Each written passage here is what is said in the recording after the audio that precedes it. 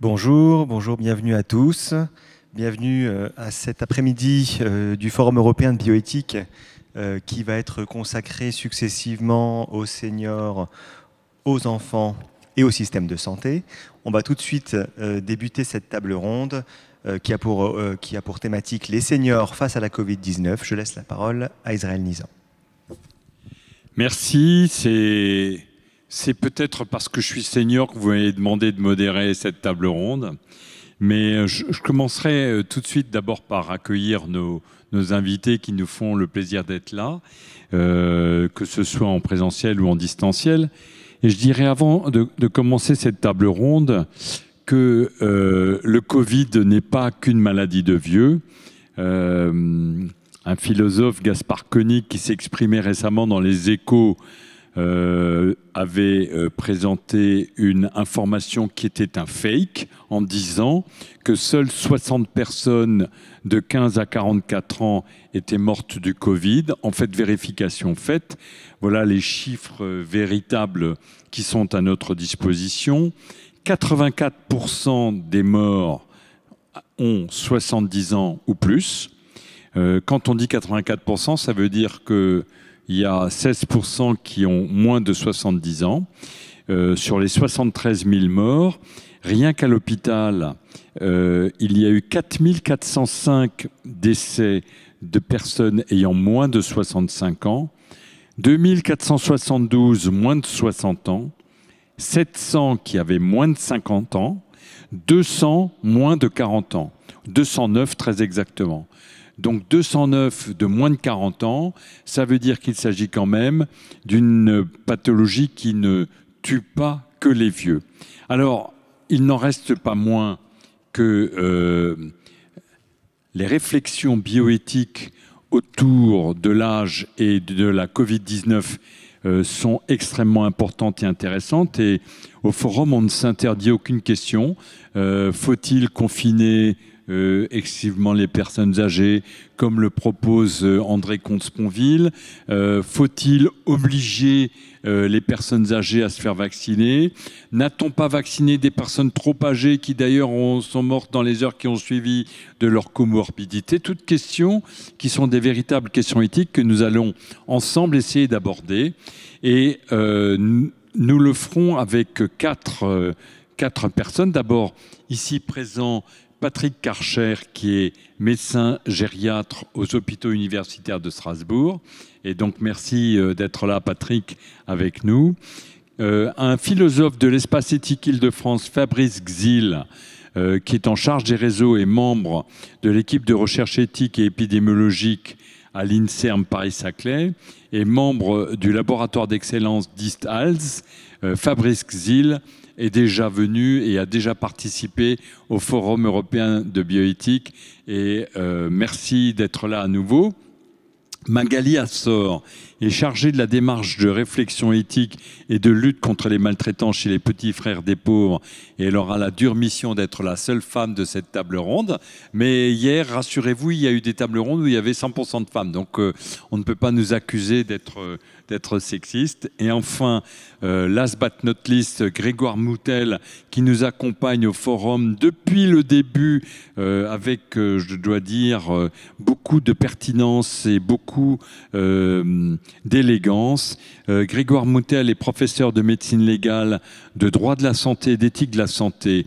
Il dirige l'espace de réflexion éthique de Normandie et il est le coordinateur principal de la conférence nationale des espaces régionaux d'éthique, donc et président du comité de déontovigilance des entreprises du médicament. Tous ces titres, Grégoire, nous sommes très heureux de t'avoir avec nous pour cette table ronde. Et je commencerai par donner la parole, tout seigneur, tout honneur, à Magali Assor pour débuter cette table ronde. Magali, vous avez la parole. Bonjour. Tout d'abord, je prends quelques minutes pour présenter les Petits Frères des Pauvres, notre association, pour celles et ceux qui ne nous connaissent pas et pour mieux comprendre de quelle place je parle. Les Petits Frères des Pauvres, c'est une association qui existe depuis 1946, qui est sans appartenance politique ni confessionnelle. Et notre mission, c'est la lutte contre l'isolement des personnes âgées, notamment les plus démunies d'entre elles. Et notre action, elle repose sur l'engagement de plus de 13 000 bénévoles qui sont organisés en 350 équipes autonomes sur tout le territoire. Et le sens de notre action, c'est de redonner une dynamique de vie aux personnes qui, par l'effet de l'isolement et ou de la pauvreté, ont perdu cette pulsion de vie.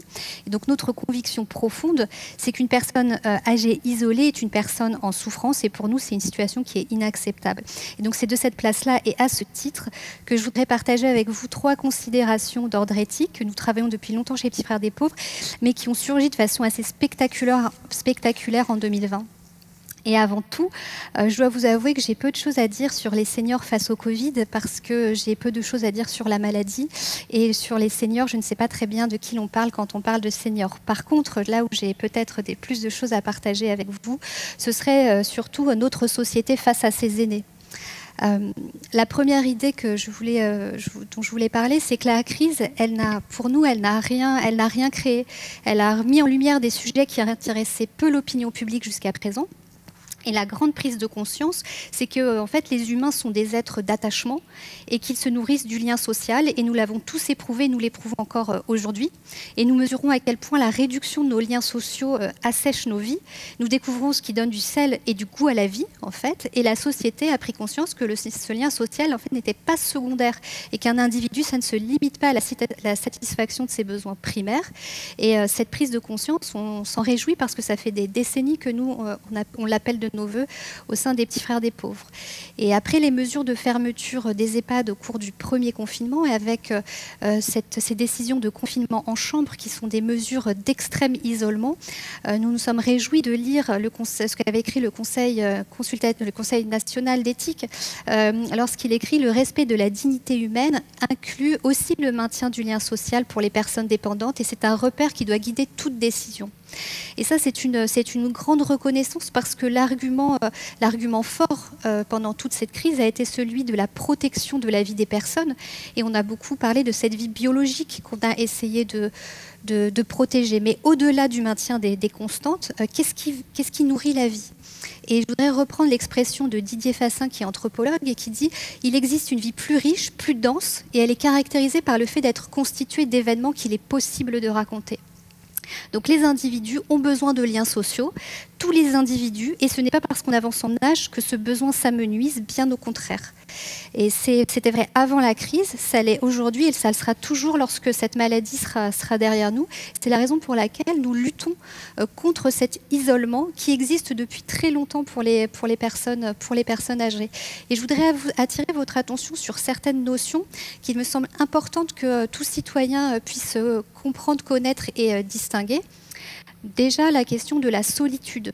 La solitude, nous l'avons définie comme un ressenti. Aujourd'hui, il y a 4,6 millions de personnes de plus de 60 ans qui déclarent ressentir de la solitude. Et la solitude, c'est un ressenti, c'est-à-dire que si les relations et les contacts que vous avez sont pour vous, ne sont pas à la hauteur de vos besoins ou ne vous nourrissent pas suffisamment, alors vous souffrez de solitude. Et c'est la raison pour laquelle on parle souvent de la solitude ressentie par les personnes qui vivent en EHPAD, alors que sur le même lieu de vie, beaucoup de personnes d'une même génération cohabitent. Et pourtant, on peut parler de solitude. L'isolement, dont on a beaucoup parlé pendant la crise, enfin dont on parle encore aujourd'hui, l'isolement, c'est un déficit de contact. Et ce déficit de contact, il se mesure, et nous l'avons mesuré en 2017 au travers d'un rapport qui est tout à fait disponible. Et il se mesure par rapport à des réseaux de sociabilité. On a distingué 4 réseaux de sociabilité: votre cercle familial, votre cercle amical, le voisinage, les réseaux associatifs.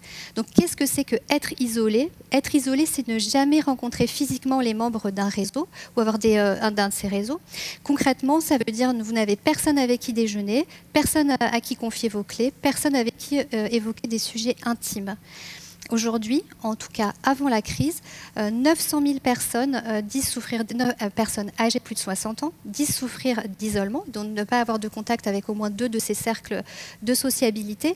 Pour vous donner une idée, c'est la ville de Marseille. Et puis on a aussi parlé depuis très longtemps chez les Petits Frères des Pauvres de mort sociale. Alors c'était une notion qui s'est pas trop diffusée dans l'opinion publique, dont on a peu parlé, mais la mort sociale, c'est le fait de d'avoir aucun contact avec aucun cercle de sociabilité. Donc vous êtes complètement isolé. Et ça correspond à 300 000 personnes aujourd'hui, c'est la ville de Nantes. Donc tous ces phénomènes de solitude et d'isolement, ce ne sont pas des phénomènes nouveaux. Mais par contre, la Covid a permis de les mettre très fortement en lumière. Ce qui a été aussi mis fortement en lumière pendant cette crise, c'est la question de comment faire société toute génération confondue. Et derrière ça, je veux parler de l'agisme. C'est ce mot qui sonne assez doux, en fait, agisme, mais qui en réalité, derrière, recouvre une réalité très violente, qui est celle de la discrimination par l'âge. C'est le fait de vous réduire à votre âge, à votre usure physique, c'est vous dire que vous n'avez plus de place dans la société, que vous êtes une charge économique, que vous n'avez plus d'utilité sociale. Et les messages qui ont beaucoup circulé, de teneurs très différentes, ça peut être des messages vraiment haineux sur les réseaux sociaux, du style « laissez faire la maladie et on n'aura plus de problème de financement de la perte d'autonomie », comme d'autres expressions du style « ok boomer » pour dire qu'il y a une génération qui aurait été très très favorisée, qui a connu le plein emploi et un peu toutes des facilités, et puis des générations sacrifiées, donc en opposant les générations les unes avec les autres, ou enfin encore des prises de parole publiques de philosophes et d'économistes, donc avec des termes savamment choisis, mais pour dire que pour sauver quelques vies de personnes très âgées, on va mettre au chômage des milliers de gens. Donc ça véhicule en fait le même message derrière ça, c'est de dire que les personnes âgées sont un poids et une charge pour tout le reste de la société, qu'elles n'ont pas d'utilité sociale. Alors ce qui est très problématique là-dedans, c'est qu'au bout d'un moment, les personnes concernées, elles finissent par intérioriser ce discours. Et elles se replient sur elles-mêmes, elles s'isolent encore plus et elles tombent dans la dépression, qui est la première cause de suicide en France. Et pour vous dire aussi une donnée que l'on connaît peu, c'est que les suicides des personnes âgées, ça représente 31% du total des suicides en France chaque année. Cela fait des personnes âgées la population qui risque le plus de se suicider. Et nous ne voulons ça ni pour nos grands-parents, ni pour nos parents, ni pour nous et ni demain pour nos enfants. Donc cet agisme, il faut le combattre. Il faut le combattre dans nos micro-actions au quotidien. C'est prendre conscience des représentations qui nous enferment. C'est dire que votre âge ne dit rien de vous, ne dit rien de votre identité, ni de vos capacités. Et c'est dire que les personnes âgées ne sont pas un grand tout indifférencié. Et là, je ne peux pas faire l'économie d'en interroger le choix des mots. Parce que vous le savez, les mots ont une valeur performative, c'est-à-dire qu'ils ont le pouvoir de dire et de créer le réel. Alors, par exemple, pourquoi parler de seniors? Pourquoi parler de personnes âgées? Pourquoi parler de vieux? Delphine de Vigan, dans son roman Les Gratitudes, dit les jeunes, on les appelle les jeunes, on ne les appelle pas les gens jeunes. Alors, qu'est-ce qu'on met, qui sont les seniors? Est-ce que c'est une catégorie? Est-ce que c'est les salariés qui ont à partir de 45 ans d'entreprise? Ou est-ce que c'est les 17,4 millions de Français qui ont plus de 60 ans? Il y a dans le terme senior quelque chose qui est un peu de l'ordre de l'euphémisme, une sorte d'atténuation, parce que le mot vieux est un mot très connoté, qui peut sembler trop brutal, qui est peut-être trop stigmatisant, parce qu'on réduit la personne à l'usure de son corps. Et cela renvoie fortement au fait que l'on veut bien vieillir, mais sans devenir vieux. Personne ne veut être réduit à son âge, et lorsque parfois on interroge les personnes qui ont 70-75 ans, elles ne se considèrent pas comme vieilles. Les vieux, ce sont toujours les autres, et ce sont les très âgés, en creux les personnes qui sont dépendantes. Donc nous avons choisi le mot « aîné ». Pourquoi? Parce qu'en fait, il met en lumière le lien entre les générations au sein d'une même société et d'un même espace-temps. Et nous, ce qu'on veut, c'est tisser un lien entre les générations, pas les opposer, mais vraiment tisser ce lien pour faire société. Et c'est reconnaître qu'une personne qui est née dans un monde très différent de celui d'aujourd'hui, qu'elle a eu son parcours de vie plein de rebondissements, avec certainement beaucoup de joie, puis certainement beaucoup de chagrin, et qu'aujourd'hui, son avancée en âge fait qu'elle a son lot de contraintes et de difficultés. Mais cette personne, elle ne se réduira jamais à l'usure de son corps ou à la perte de ses capacités. Donc les vieux, c'est vous, c'est moi demain, et je n'aurai pas moins de valeur ni d'utilité sociale dans 30 ans, et je ne laisserai pas la société me faire croire que je suis un poids, ni une charge pour les enfants qui naissent aujourd'hui. Donc derrière tout ça, nous, ce qu'on essaie de se dire, la troisième idée, c'est que après cet agisme, derrière tout ça, en fait, il y a un autre sujet qui est celui de la vulnérabilité. En fait, ce qu'on a découvert, ce qu'on a pris en plein visage, pendant cette crise, c'est notre propre vulnérabilité. Que les situations de vulnérabilité, ça se constitue, on y sera tous et toutes confrontés. Il n'y a pas une majorité de personnes qui sont très autonomes et qui prendraient soin d'une minorité de personnes vulnérables qui seraient un poids pour le reste de la société. Non, nous sommes tous et toutes à la fois autonomes et puis vulnérables, ça dépend des moments. Et la manière dont nous traitons les personnes en situation de vulnérabilité dit quelque chose de notre humanité. Là, je voudrais citer Marianne Monchamp, qui est la présidente de la CNSA et qui dit affirmer la citoyenneté de la personne âgée jusqu'à la dernière seconde de sa vie est un projet politique. Et nous souscrivons totalement à cette affirmation. Et pour y parvenir, il est essentiel de s'arrimer à des principes structurants pour penser la vulnérabilité. Et là, je ferai des emprunts à Fabrice qui est présent avec nous, mais de lutter contre les stéréotypes incapacitants, ça c'est une première chose, c'est-à-dire on s'appuie sur les capacités des personnes plutôt que se focaliser sur leurs pertes ou leurs déficiences. On doit, dans toute circonstance, crise sanitaire ou non, soutenir les capacités décisionnelles des personnes qui avancent en âge, et notamment celles qui sont en perte, qui ont perdu des capacités cognitives. Et comment on peut faire ça? En donnant des informations faciles à lire et à comprendre, en permettant à la personne de reformuler avec ses propres mots, en s'appuyant sur son non-verbal, en s'appuyant sur la connaissance de sa vie et des choix qu'elle aurait fait pour elle-même. Et puis aussi abandonner cette idée de vouloir toujours faire le mieux pour la personne, mais bien lui permettre d'avoir le genre de vie à laquelle elle attache de la valeur et du sens. En conclusion, je voudrais reprendre et relayer un slogan qui me touche et qui est celui de l'association Grey Pride, qui est une association qui milite pour une reconnaissance des droits et des personnes LGBT vieillissantes et qui dit « Vieillir n'est une déchéance que si l'on nous enlève tout désir de vivre ». Donc en attendant une grande loi sur grand âge et autonomie, en attendant qu'on puisse refondre les modèles d'EHPAD et de lieux d'hébergement, qu'on puisse revoir nos systèmes de maintien à domicile, nous pouvons, nous citoyens, chacun dans nos micro-actions du quotidien et dans nos relations individuelles, lutter contre l'agisme, adoucir le temps de vie, le dernier quart de la vie de nos aînés, des personnes qui nous ont précédés, qui ont fait notre société, et par des petites actions très modestes, mais qui peuvent apporter beaucoup de joie. Voilà. Merci Magali Assor, on reviendra vers vous au cours de la discussion et je donne la parole, puisque vous l'avez cité, à Fabrice Gzil, philosophe de l'Espace éthique Île-de-France. Merci Israël Nisland, bonjour à toutes et à tous. Bonjour à l'ensemble des orateurs, Magali, Grégoire, Patrick Kercher, bonjour à vous tous.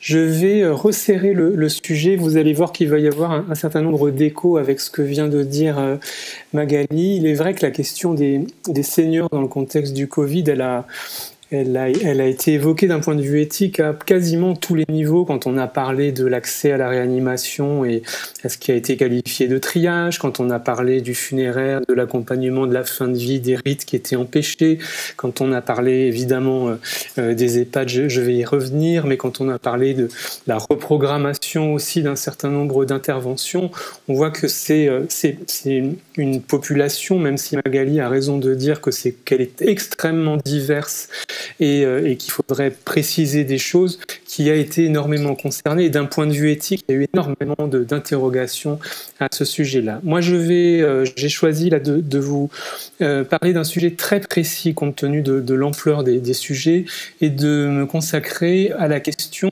des enjeux éthiques posés par la vaccination en EHPAD, en établissement d'hébergement pour personnes âgées dépendantes, c'est-à-dire dans 7200 maisons de retraite médicalisées en France qui hébergent à peu près 600 000 personnes. Et je vais parler de la vaccination des résidents, c'est-à-dire je n'évoquerai pas très longuement ou très directement la vaccination des personnels. Et je ne parlerai pas non plus des autres formes de résidence, des résidences autonomie, des résidences services, même si elles sont nombreuses. Ici, c'est un sujet également. Alors j'aurai 3 ou 4 grands points, disons trois grands points. Le premier, je vais y passer assez rapidement, mais c'est une question pour la souligner quand même, qui est celle qu'on peut formuler de la façon suivante, c'est est-ce qu'il est éthique, pertinent, justifié, légitime de vacciner en premier, en priorité, les résidents des établissements d'hébergement pour personnes âgées dites dépendantes. Qu'on est sur une question de justice ou d'équité, et je voudrais attirer votre attention sur le fait qu'entre décembre 2020 et maintenant, cette question a complètement changé de nature. Mi-décembre 2020, souvenez-vous, on n'a quasiment pas de données sur l'efficacité du vaccin. C'est une technique nouvelle, elle n'a pas été testée chez des personnes très âgées, et donc tout le monde se pose la question de savoir s'il est légitime de faire courir le risque de la vaccination sur des personnes particulièrement vulnérables, s'il est légitime compte tenu du faible nombre de données. Donc c'est un enjeu de répartition des risques, et en éthique ou en bioéthique, on parlerait peut-être de principe de non-malfaisance. Depuis début janvier 2021, la situation a complètement changé. Pfizer a rendu public un certain nombre de données. Le vaccin, d'après au moins les données israéliennes, paraît très efficace, y compris chez les personnes âgées. On n'a pas observé de réaction grave. Et donc la question se renverse. Est-ce qu'il est légitime de leur accorder la priorité? Ça veut dire, est-ce que c'est légitime de les vacciner avant d'autres populations, par exemple avant les jeunes, par exemple avant ceux qui exercent encore une activité professionnelle? Est-ce que les jeunes, les étudiants, s'ils étaient vaccinés en premier, ils ne pourraient pas retourner plus rapidement à l'université? Est-ce que c'est légitime? Est-ce qu'il n'y a pas d'autres populations vulnérables à considérer? Donc là, on est dans une logique, vous voyez, ça s'est renversé, dans une logique de bienfaisance plutôt, dans une logique un peu pourquoi eux et pas nous. De ce point de vue-là, je pense qu'il faut revenir aux faits, parce que l'éthique risque, quand elle se détache des données, de devenir très abstraite. En l'occurrence, ce qui est important, c'est que s'il y a eu, et s'il y a en tout cas une priorisation de cette population, c'est pas parce que dans l'absolu, ce sont des personnes qui cumulent un certain nombre de vulnérabilités, même si c'est vrai, hein, elles ont des comorbidités, elles sont fragiles, elles sont objectivement fragiles, mais dans la situation précise où on est, par rapport à le type de pandémie dans laquelle on est, ce sont les personnes qui font les formes les plus graves, et c'est la population la plus à risque en termes de décès. Je vous rappelle les données de Santé publique France. Il y a environ 600 000 personnes en EHPAD. Ça représente 1% de la population française, et les résidents des EHPAD représentent 45% des décès depuis le début de la pandémie. 93% des morts ont plus de 65 ans depuis le début, et l'âge médian des personnes décédées, c'est 85 ans. Donc vous voyez tout à fait, médian, ça veut dire la moitié à plus et l'autre moitié à moins.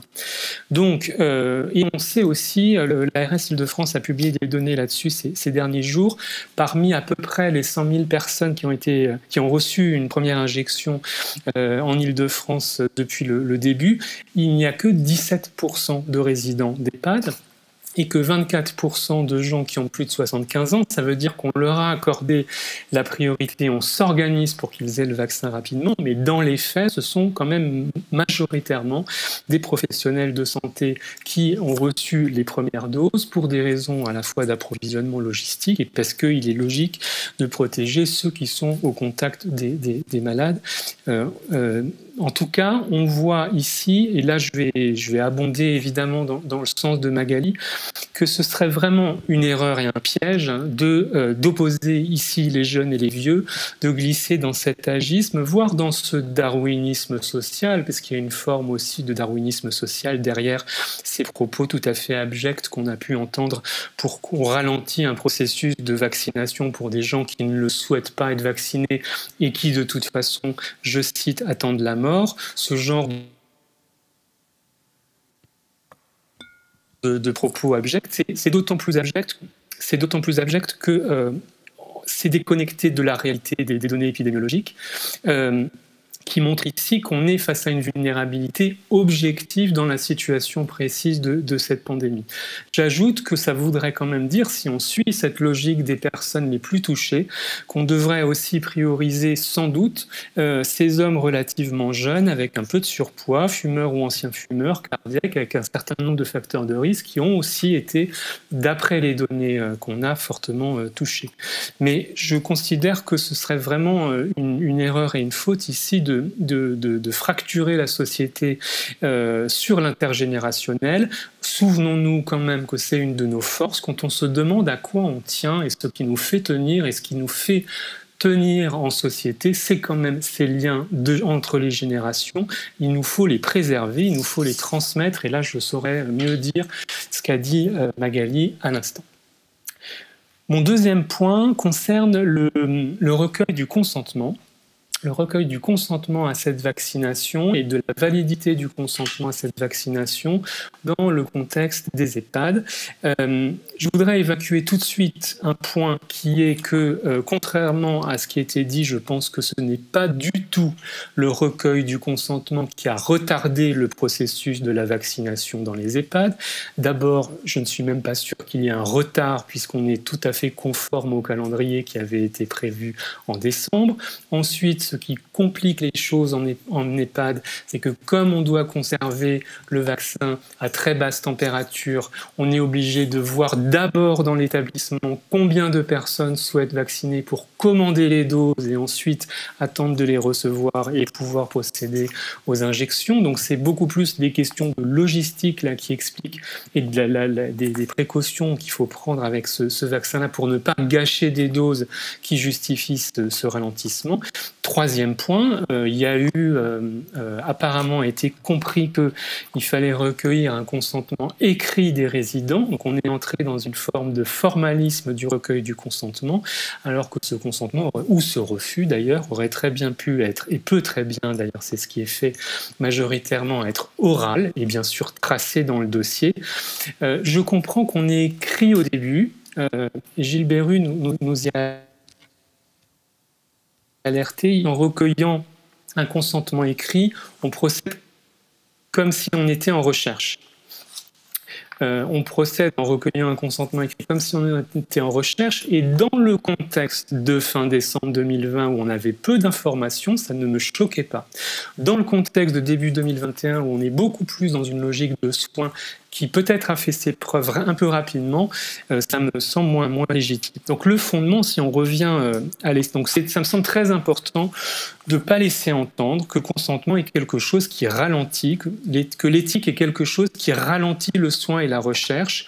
Peut-être que quand elle s'opère selon des modalités inappropriées, elle retarde indûment la recherche ou le soin, mais en l'occurrence, ce n'est pas du tout un reproche légitime.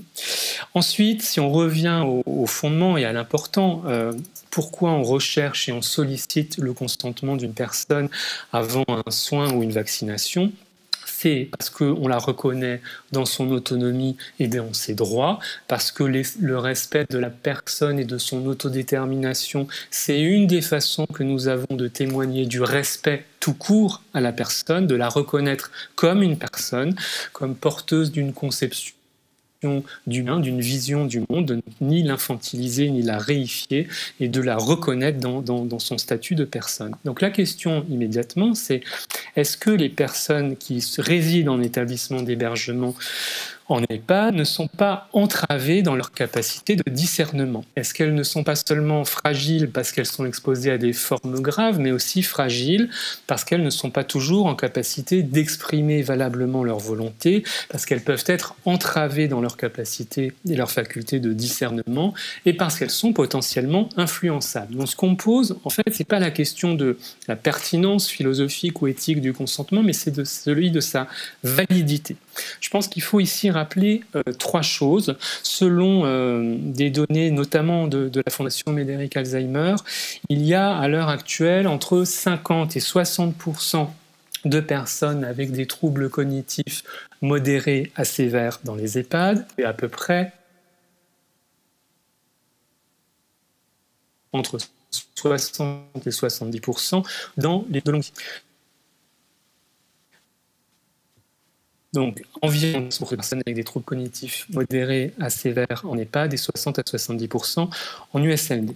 On sait aussi qu'il y a une proportion importante en EHPAD de personnes qui sont juridiquement protégées, c'est-à-dire qui font l'objet d'une mesure de curatelle, de tutelle, d'habilitation familiale ou avec un mandat de protection future.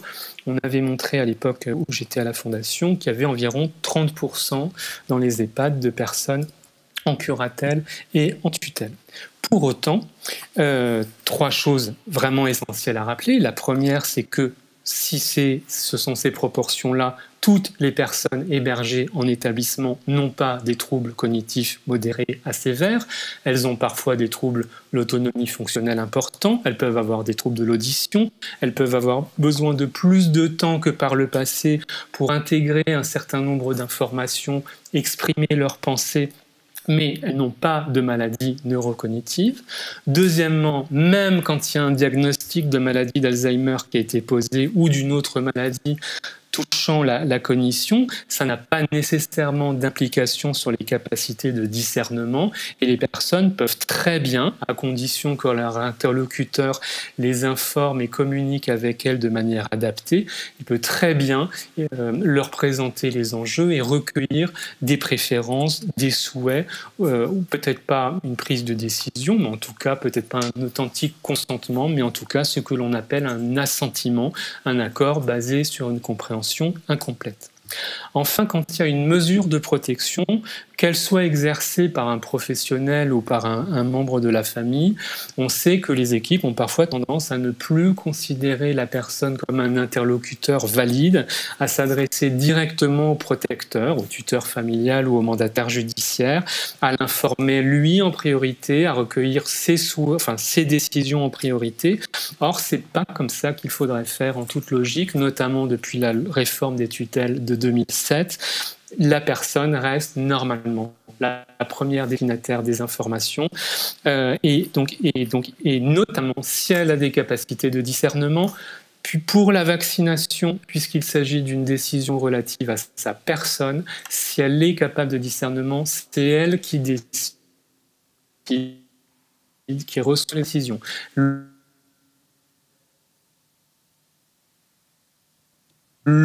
Ses capacités de discernement et que son tuteur n'a pas reçu la mission du juge, une mission de protection de la personne, alors dans ce cas, on est dans une situation un peu complexe et j'ai cru comprendre qu'il y avait un débat entre juristes pour savoir si, quand la personne est en tutelle, mais le tuteur familial ou mandataire judiciaire n'a pas une mission de protection de la personne, on peut procéder à une vaccination malgré tout. Je vous renvoie notamment à un article d'Olivier Druna, Nathalie Peterka, Mouna Robdani, Anne Caron-Déglis sur ce sujet. C'est sur le site de l'Espace éthique d'Île-de-France. Ça s'appelle « Le consentement à l'épreuve de la vaccination contre la Covid » et ils abordent très précisément ces questions.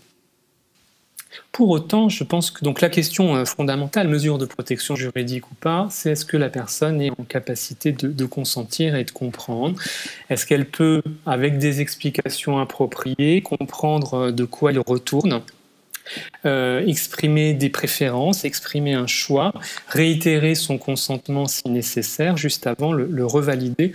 Mais l'essentiel, je trouve quand même, si on va au fond des choses et que l'essentiel et de respecter la personne dans sa capacité de choix, l'essentiel, c'est qu'est-ce qu'on se donne comme moyen pour lui donner l'occasion de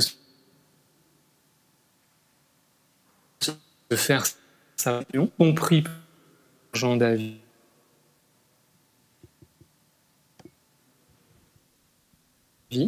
Vous m'entendez? Je ne sais pas si vous m'entendez.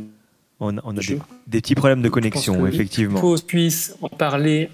Des petits problèmes de connexion. D'accord.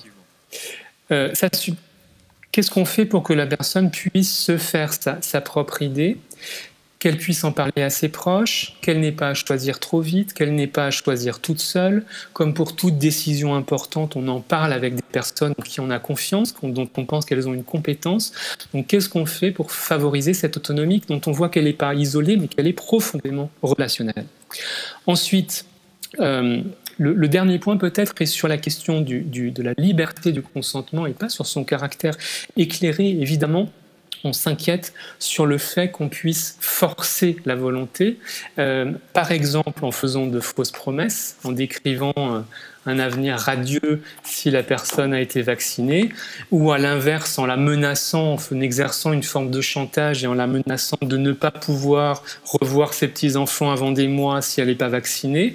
On voit bien que face à des personnes qui dépendent de vous au quotidien pour leur vie, si vous exercez ce genre de menaces, de chantage ou de pression, vous aurez peut-être un consentement, mais il est tout à fait clair qu'il ne sera pas valide, ni éthiquement, ni juridiquement d'ailleurs. Je passe vite, on pourra, si ça vous intéresse dans la discussion, en parler sur la question de l'anticipation et de savoir si ces choses-là auraient pu ou auraient dû être anticipées, notamment dans des directives ou dans quelque façon que ce soit de l'anticiper. Je voudrais m'arrêter une seconde avant de finir sur la question du refus. On sait qu'il y a des personnes âgées avec des incapacités fonctionnelles qui demandent explicitement, soit oralement, soit par écrit, par exemple, de ne pas être hospitalisées, de ne pas être admises en réanimation, de ne pas subir des soins intensifs. On pourrait imaginer, est-ce que ces choix sont respectés quand ils sont exprimés relativement au vaccin? Est-ce qu'on a le droit de refuser d'être vacciné?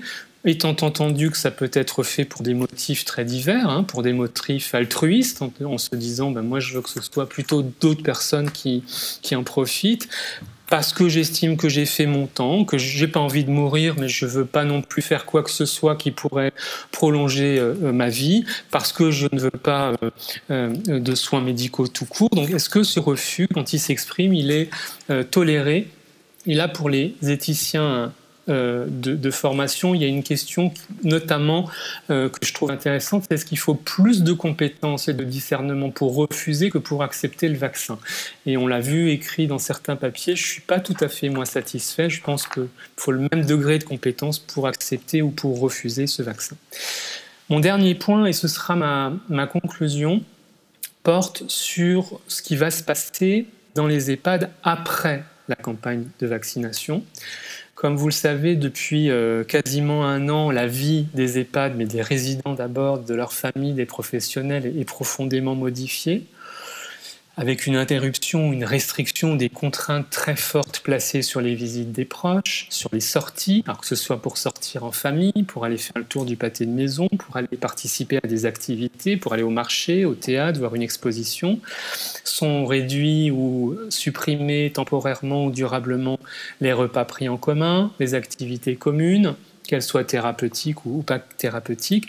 C'est donc une période extrêmement difficile, extrêmement longue pour les résidents d'abord, pour leurs proches, pour les équipes elles-mêmes qui témoignent très largement qu'elles ne reconnaissent plus l'établissement et que tout va à l'inverse de tout ce qu'elles ont essayé de développer toutes ces années. Donc la question qui se pose, si on essaye de la résumer en termes très simples, c'est comment on va gérer ces restrictions après la campagne de vaccination. Est-ce que, par exemple, on va introduire une différence de traitement entre les résidents qui auront été vaccinés et ceux qui n'auront pas été vaccinés? D'un côté, on pourrait dire à quoi ça sert, à quoi bon vacciner les gens si ça ne change rien, et donc ça devrait ouvrir la possibilité, au moins dans cette logique, pour ceux qui sont vaccinés, d'avoir moins de restrictions pour voir leurs proches ou pour participer à des activités en commun. D'un autre côté, on peut se dire, oui, mais ça va créer des discriminations, ça fait une espèce de passeport vaccinal interne à l'établissement, mais qu'on peut comprendre en même temps parce qu'on ne souhaite pas faire prendre des risques aux personnes non vaccinées.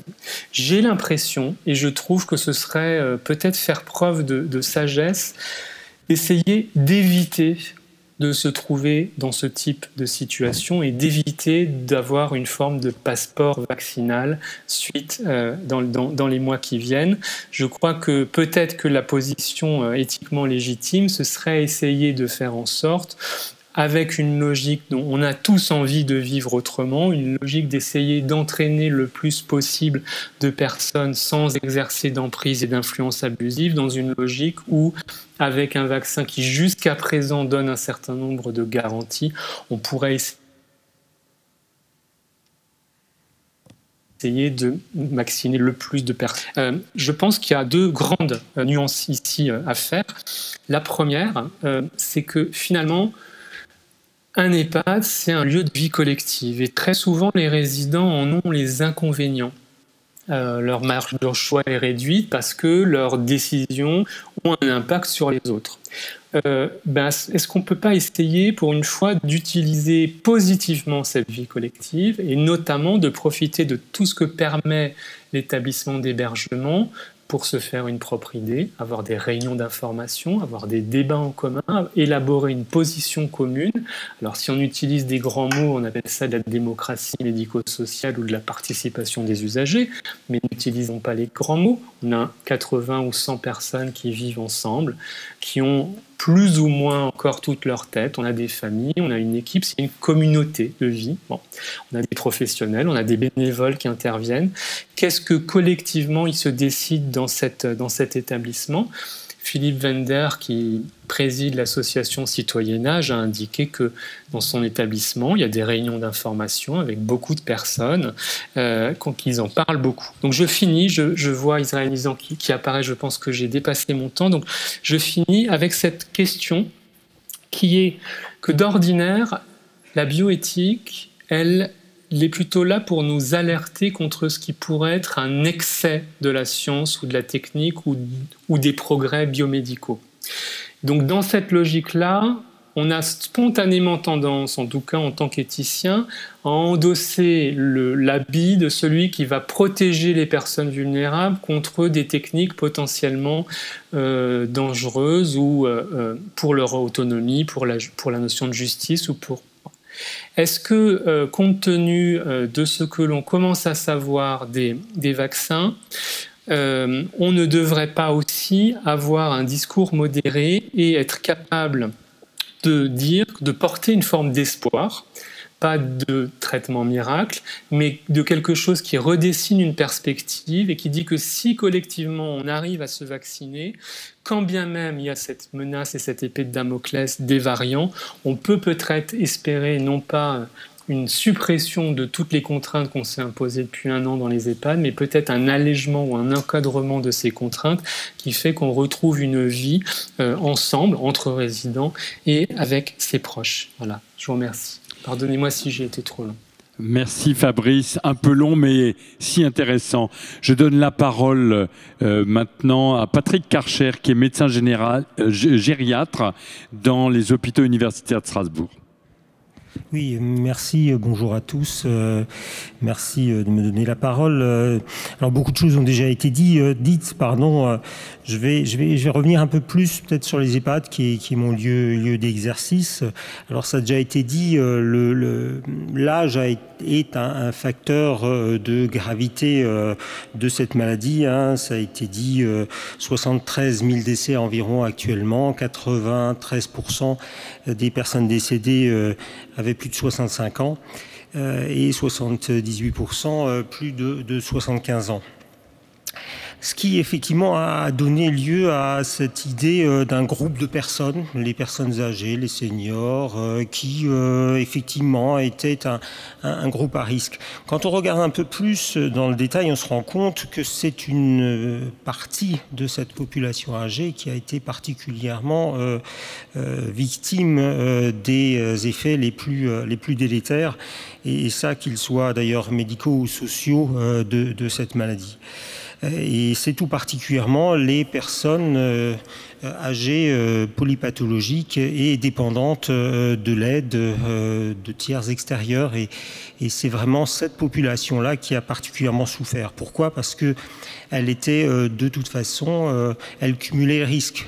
Dépendante des aides extérieures, elle était également soumise au risque de contamination, et c'est vraiment un grand problème, et un problème qui a été majeur dans le soin gériatrique. Le soin gériatrique est un soin de proximité.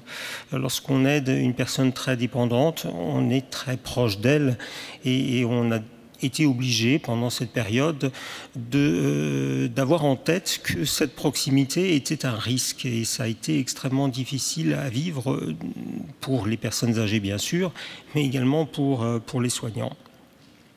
Donc et puis deuxièmement, cette population, elle est effectivement, comme je viens de le dire, polypathologique. Elle cumule les maladies qui surviennent avec l'âge.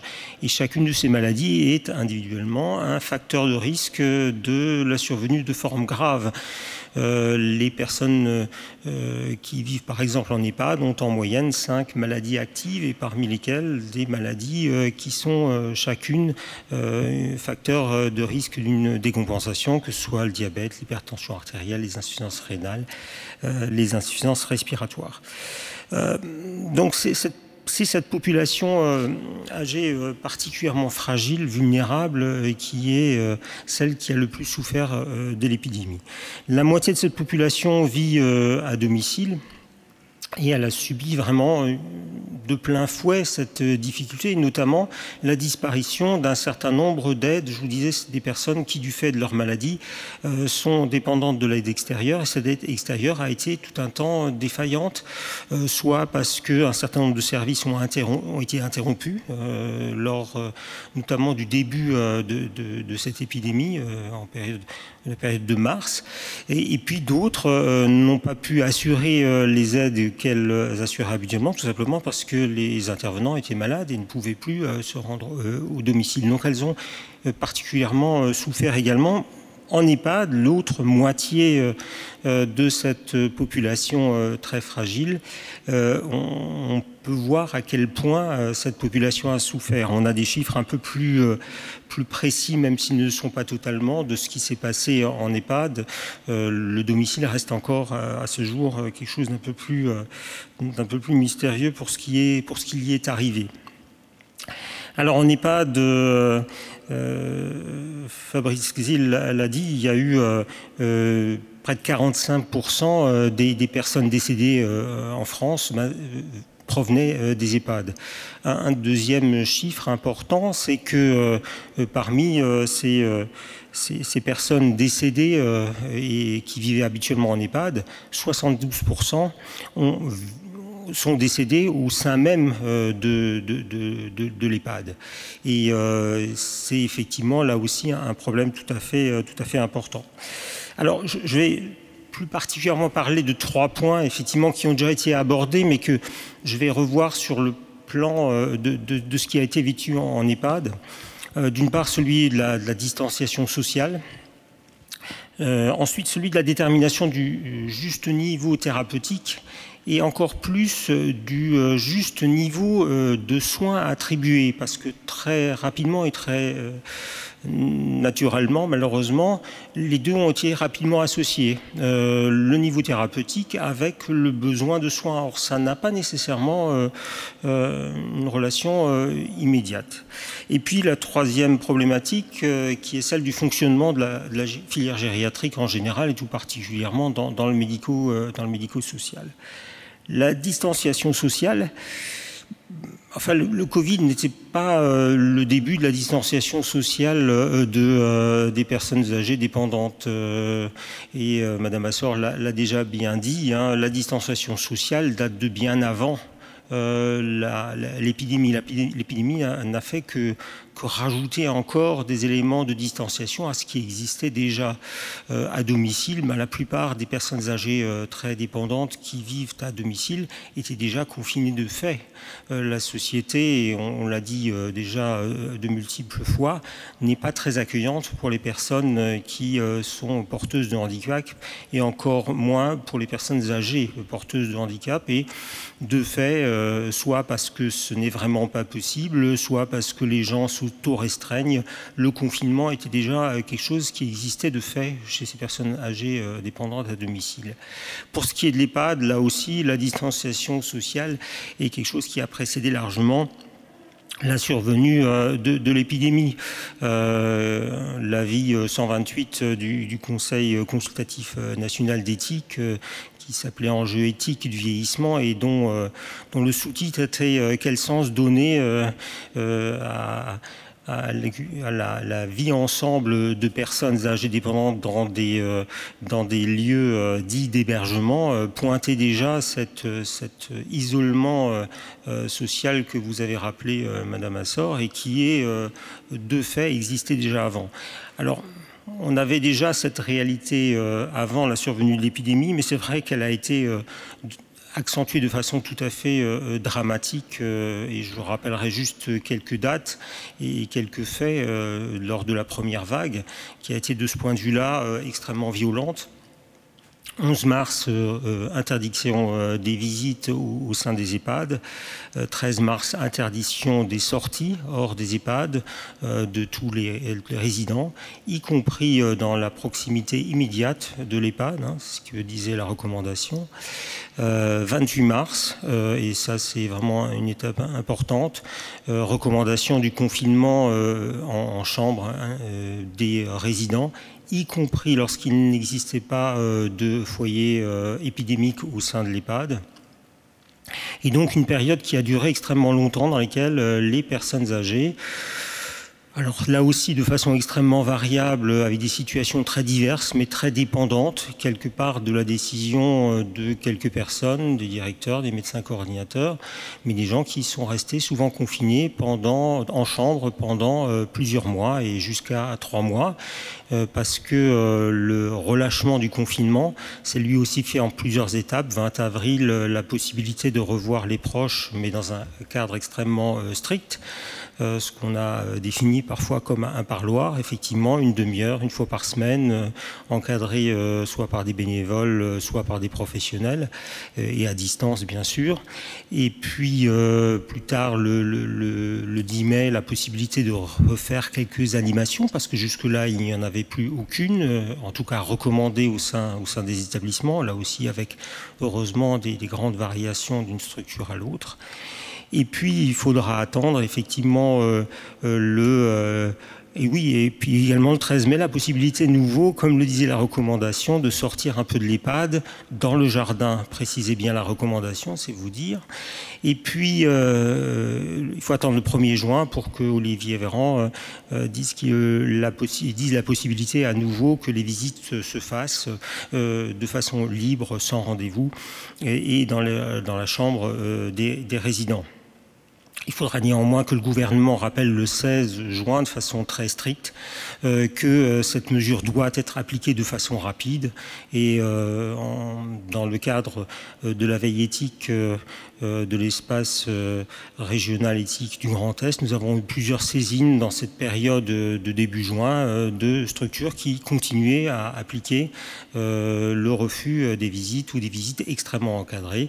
Et c'est également cette recommandation du 16 juin qui stipulera qu'il faut arrêter de façon immédiate les confinements individuels en chambre. Ça veut dire que dans certaines structures, il y a eu du confinement pendant presque 3 mois, confinement individuel en chambre, avec les conséquences qui ont déjà été évoquées, mais qui sont extrêmement délétères, de rupture complète des liens sociaux, parce qu'effectivement, les liens sociaux, c'est les liens entre les résidents, c'est les liens avec les soignants, mais les soignants également n'étaient pas nécessairement beaucoup plus nombreux dans cette période, et donc des contacts sociaux extrêmement limités et qui se limitaient habituellement plutôt à des contacts liés aux besoins vitaux de la personne, la toilette, l'habillage, apporter le repas, et vraiment des contacts extrêmement. Ça a été vraiment une période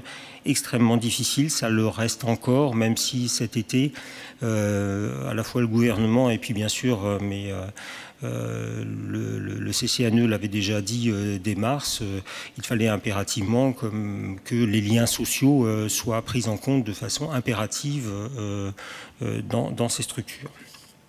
Donc vraiment la distanciation sociale, ça a été et ça reste encore quelque chose d'extrêmement difficile, et je partage tout à fait l'interrogation de Fabrice Xil concernant le devenir de cette distanciation sociale une fois que l'on a vacciné. Moi, aujourd'hui, ce matin, on a quasi terminé la vaccination dans l'EHPAD dans lequel je travaille, donc la deuxième dose. Et c'est vrai que là, il va falloir réfléchir à ce qu'on peut faire parce qu'on ne va pas continuer à fonctionner comme on le faisait avant. Mais je crains malheureusement que la prudence, là aussi, soit le guide essentiel de ce qui va se passer dans les semaines à venir. Et il faudra être extrêmement attentif à ce qui va se faire, notamment aussi en termes de justice par rapport à tout le monde et notamment à ceux qui n'auront pas voulu se faire vacciner. Deuxième point, la détermination juste du niveau thérapeutique et surtout la détermination du besoin de soins. Alors, déterminer le niveau thérapeutique chez une personne âgée, notamment polypathologique, est toujours extrêmement difficile parce que c'est plusieurs maladies qui évoluent en même temps avec chacun un pronostic différent et réussir à savoir ce que va devenir dans l'immédiat la pathologie de la personne et la personne elle-même est toujours extrêmement délicat. Ça a été encore plus compliqué lors de la Covid. Mais la Covid en elle-même, n'ayant pas de traitement particulier à proposer, il y avait très souvent des situations qu'on peut dire palliatives. Et effectivement, la détermination du niveau thérapeutique était malheureusement souvent, et les 72% de personnes qui sont décédées en EHPAD et qui n'ont donc pas atteint l'hôpital ont été le plus souvent des personnes pour lesquelles il était déterminé à un niveau thérapeutique palliatif. Par contre, ce qui a été très problématique, c'est qu'il y a eu une confusion entre ce niveau thérapeutique palliatif et le niveau de soins qu'on pouvait proposer à ces personnes. Ce qui était souvent répondu, et certains de mes confrères me l'ont dit, c'est que, écoutez, non, on ne va pas l'hospitaliser, on ne va pas faire mieux que vous en EHPAD. Or ça, c'est tout à fait méconnaître tout à fait ce que est le fonctionnement d'un EHPAD. Très peu médicalisé, souvent.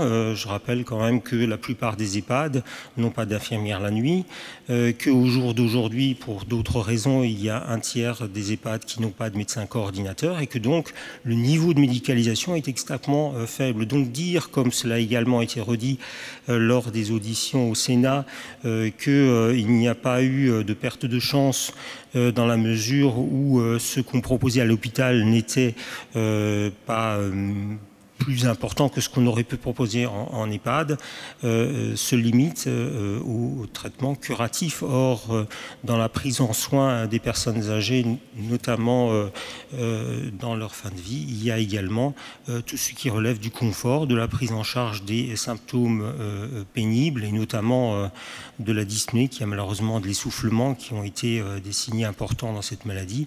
Et j'ai malheureusement des témoignages nombreux de la façon dont ça a pu se passer dans de nombreux EHPAD qui ont fait ce qu'ils ont pu avec les moyens qu'ils avaient, mais qui restent des moyens extrêmement limités.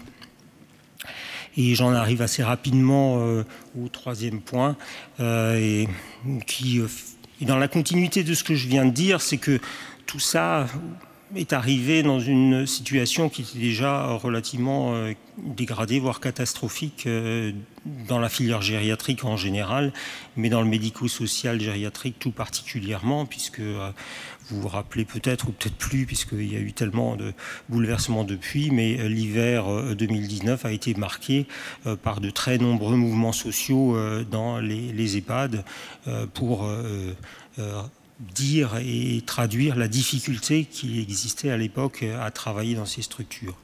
Elle a été nettement augmentée pendant la période de l'épidémie. Les gens, néanmoins, ont réussi à se mobiliser. Je suis très admiratif de tout ce qui a été fait partout en EHPAD pour les personnes âgées avec les moyens qui étaient disponibles à ce moment-là.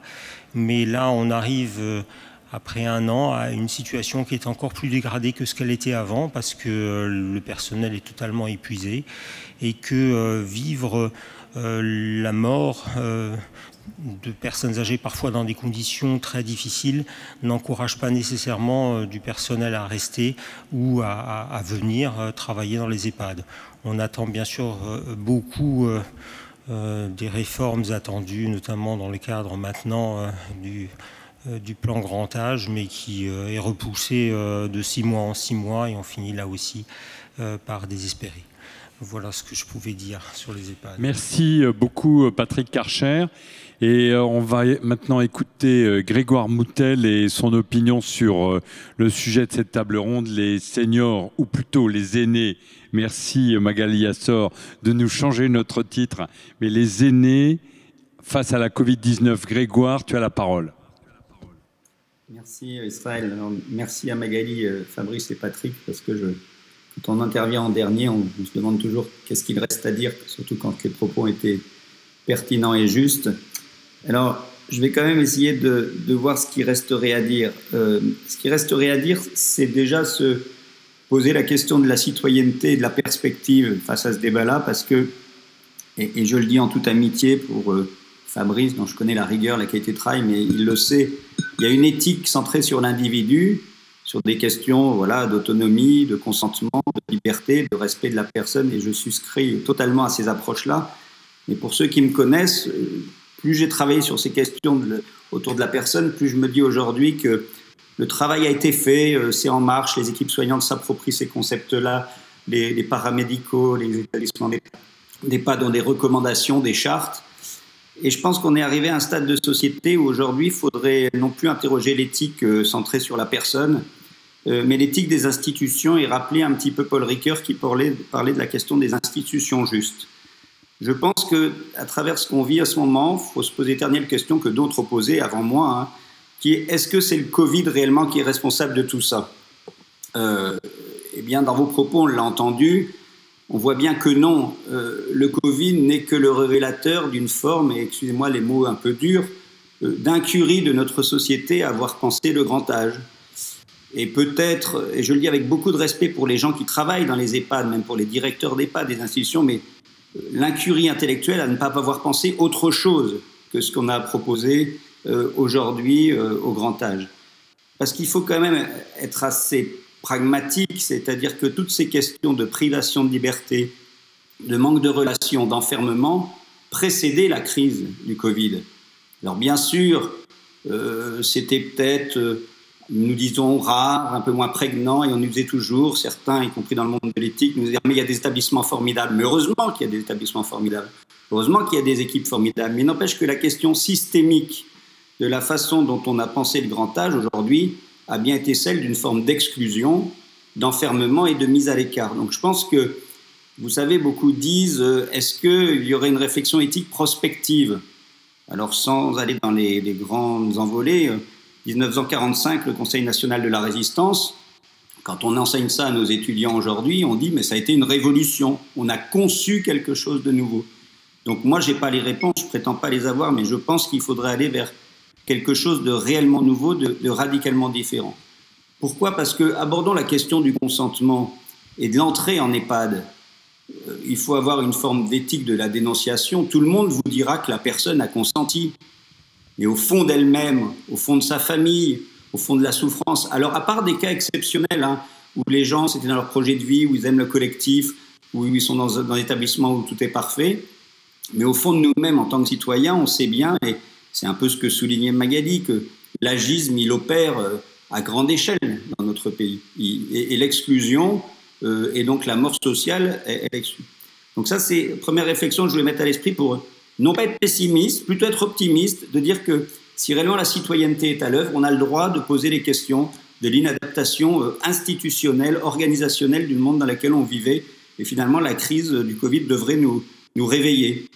Je crains qu'elle nous endorme, moi, hein, et qu'on dise tout ça, c'est lié au Covid, et finalement, que les questions de fond ne soient pas abordées. Le deuxième volet, alors, je vais recroiser un peu ce qui a été dit par mes trois collègues, mais encore ce matin, dans notre espace éthique, on a eu un appel assez poignant. Je pense que le rôle de ceux qui font de l'éthique, c'est aussi de témoigner. Une dame qui nous a dit « Ma mère est morte, mais finalement, le pire, c'est pas ça, c'est qu'elle est morte seule. » Moi, il se trouve que je suis responsable de la chambre mortuaire de mon CHU, et comme mon collègue gériatre donnait un parcours, le parcours, il faut le compléter. C'est-à-dire qu'aujourd'hui, on est dans une société où quelqu'un a pu être enfermé 3 mois, et je remercie d'avoir souligné ce qu'il a dit, parce que c'est encore le cas aujourd'hui. Ne croyons pas que les directives ont changé dans certains établissements. Il y a certains établissements où c'est encore le cas. Donc je suis enfermé 3 mois pour me protéger du Covid, mais finalement j'attrape quand même le Covid. J'arrive au CHU où il y a une interdiction du droit de visite et j'arrive à une chambre mortuaire et vous avez ainsi une séquence de vie ou de fin de vie qui va avoir duré 4-5 mois et où la personne n'aura pas revu ses proches. Et donc, les mots ont été posés dans d'autres temps et je sais qu'il faut les pondérer, faire attention, mais même pour voilà, aller sur des mots un peu plus doux, on peut parler de violence, mais on peut aussi parler peut-être, et c'est là qu'il faut faire attention aux mots, une forme de barbarie. Voilà. C'est-à-dire que on a oublié dans cette crise, vous savez, les deux plateaux de la balance, ce fameux équilibre et cette fameuse acceptation de la prise de risque. On nous a laissé penser que le refus du risque était la seule solution. Mais dans le champ de la réflexion éthique, on a le droit de parler de l'acceptation. Je prends le mouvement inverse de Fabrice, qui parlait de l'acceptation d'un soin ou de refus. Moi, je dis, il y a le refus du risque, mais il y a aussi l'acceptation du risque. Et ça, je pense que d'un point de vue démocratique, ça me permet d'être rappelé. Alors que bien sûr, je suis un fervent défenseur des mesures barrières, des protections sanitaires, de tout ça, je serai le premier à le rappeler. Mais justement, j'ai envie de dire justement, est-ce qu'à l'aide de toutes ces mesures-là, on ne pourrait pas être dans une société où on débat de l'acceptation du risque, surtout dans ce cas de figure que je viens de décrire et qui a été nombreuses fois décrit pendant la crise, de finalement, oui, je suis vieux, oui, je sais que je vais me retirer du monde, donc quel sens j'ai encore le choix de donner à ce retrait du monde? Et ça, je pense que c'est un élément qui doit nous interpeller et rouvrir voilà, un espace de dialogue nécessaire, parce que malheureusement, la crise n'est pas finie, vous le savez, et donc je pense qu'il est encore temps de se demander comment on veut gérer ce type de situation. Alors, un autre volet de l'affaire qui est forcément un peu différent du précédent, mais je voudrais dire aussi que moi, je l'ai dit tout à l'heure, je n'attaque pas les individus, les institutions, même les financeurs d'EHPAD. Mon propos n'est pas là, mais j'aimerais tellement qu'on travaille avec eux pour se poser aussi la question de... Un étudiant en médecine m'a dit la phrase suivante, et elle est un peu provocatrice, il m'a dit « Monsieur Moutel, comment ça se fait qu'en Europe, on se prononce sur la cage des poules et des lapins qu'il faut élever dans les élevages, et pourquoi on ne s'est jamais prononcé sur la taille des chambres dans les EHPAD ?»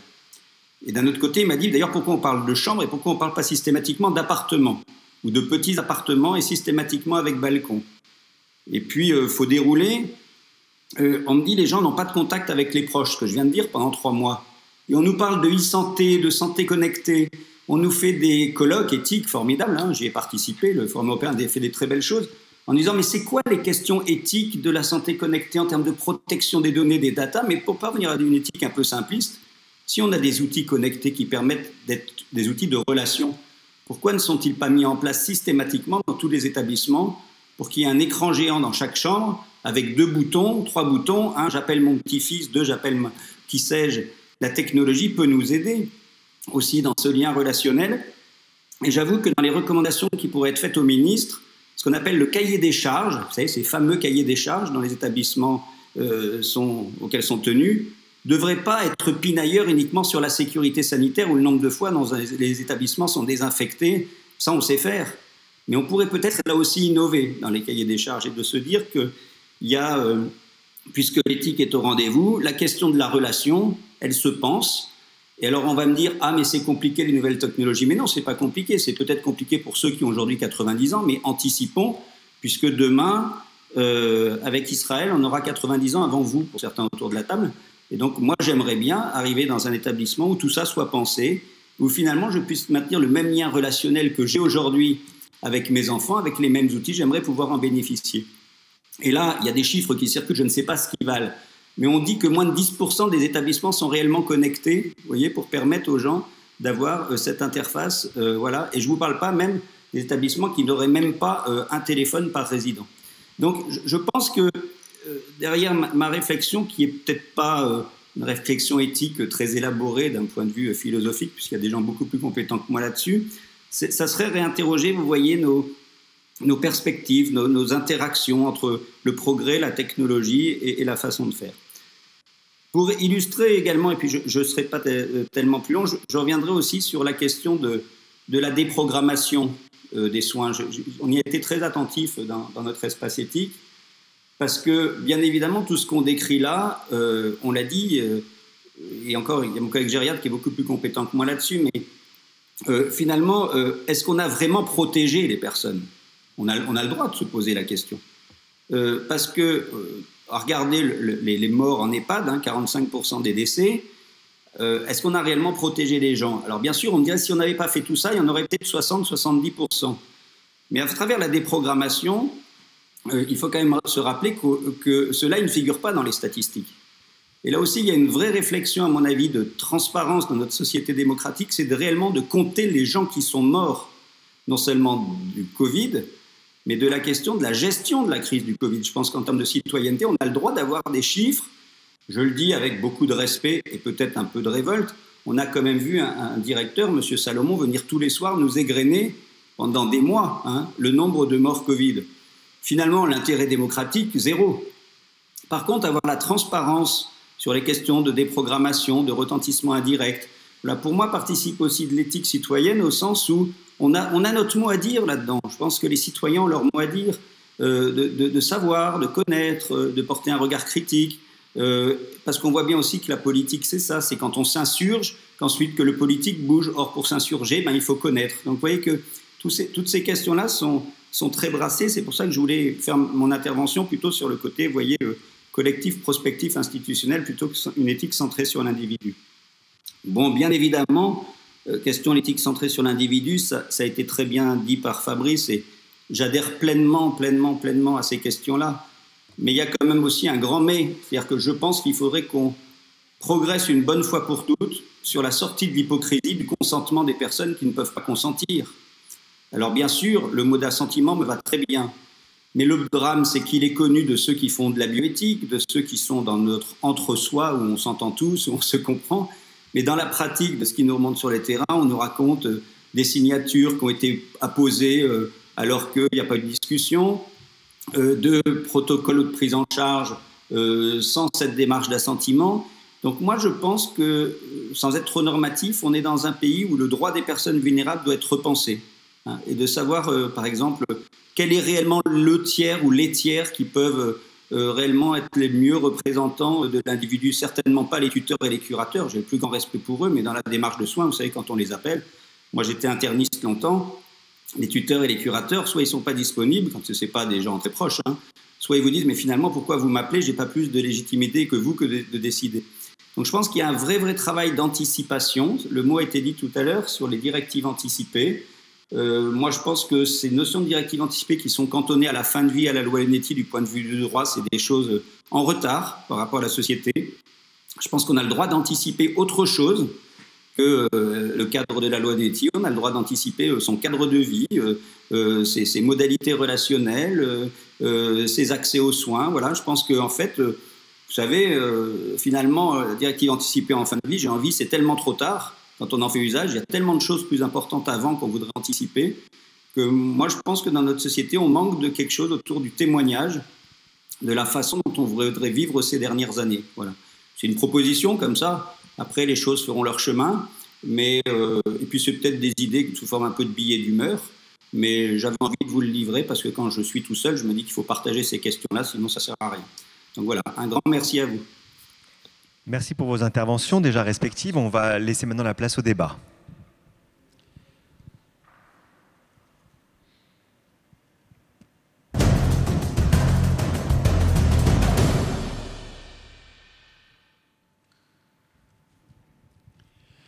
Merci à ces interventions toutes plus pertinentes les unes que les autres. Il y a des internautes qui posent des questions, mais je vais m'attribuer le droit de poser la première. Il se trouve que j'ai une belle maman qui est en EHPAD et je dois dire que j'ai été fâché de son incarcération avec des parloirs, mais j'aurais été encore plus fâché si tous les EHPAD étaient mourus, ce qui s'est passé dans certains endroits. Et donc, j'ai rengorgé mes rancœurs en me disant qu'il valait mieux le choix de la voir vivante, que le choix de savoir que tous les EHPAD étaient contaminés. Et à ce sujet, je reviendrai sur utiliser le collectif qui était évoqué par Fabrice Xil. Le collectif, c'est joli en théorie, mais en pratique, c'est compliqué. Parce que les familles des personnes dans les EHPAD n'ont pas toutes le même point de vue, loin s'en faut. Et que si on peut imaginer dans un monde où tout le monde il est beau, qu'une centaine de personnes puissent se mettre d'accord sur certains sujets, si vous étendez la réflexion à leur famille, ça devient beaucoup plus compliqué, avec parfois des points de vue inconciliables. Et je comprends un petit peu ce qui s'est passé. Certes, la situation de nos EHPAD était mauvaise avant. Certes, les personnes âgées vivaient déjà l'isolement. Et je vous rappelle juste l'épisode de la canicule où on a vu avec une très grande netteté à quel point les personnes âgées étaient en situation d'isolement. Mais clairement, si il y avait eu beaucoup d'EHPAD où une proportion considérable de gens qui s'y trouvent étaient décédés, et là où ça s'est produit, les responsables de ces EHPAD ont été inquiétés, et je vous rappelle qu'il y a un certain nombre de procès de la part des familles à l'égard de certains responsables d'EHPAD, tout simplement parce que leur aîné est mort. Et donc, est-ce que le collectif, c'est vraiment tout le monde, toujours tellement un avantage? Fabrice Xil. Il n'y a aucune raison que les familles des résidents, ni même les résidents eux-mêmes, soient dans un consensus qu'on ne trouve absolu, qu'on ne trouve une unanimité, qu'on ne trouve nulle part.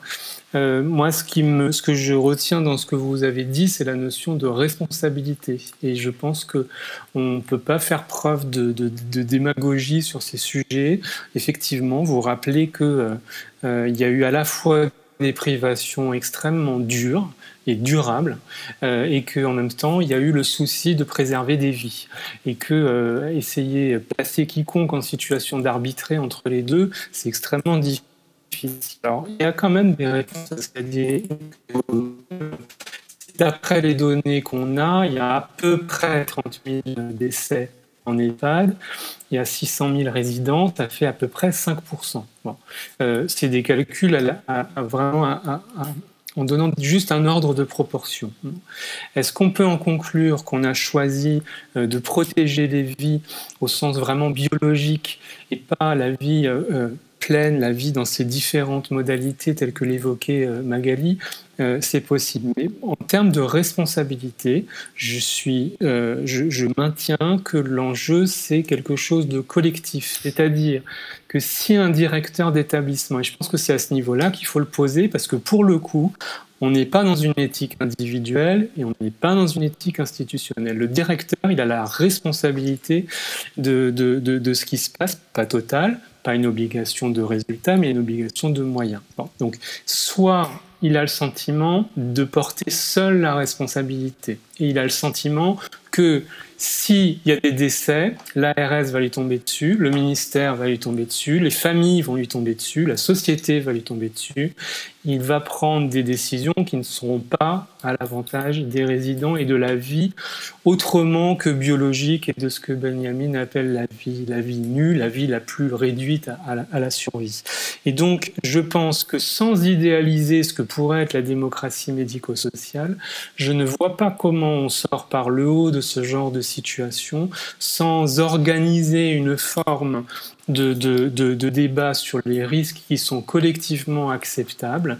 On ne va pas arriver à une unanimité, on arrivera peut-être à une légère majorité, peut-être que dans certains endroits on n'arrivera pas à décider, mais je crains que si on laisse la responsabilité peser uniquement sur les directeurs, à ce moment-là, on n'aura pas de réponses qui seront suffisamment justes et proportionnées. Il a été évoqué par certains le fait qu'on pourrait les protéger juridiquement et faire qu'ils ne puissent pas être poursuivis. Je ne pense pas que ce soit une très bonne solution.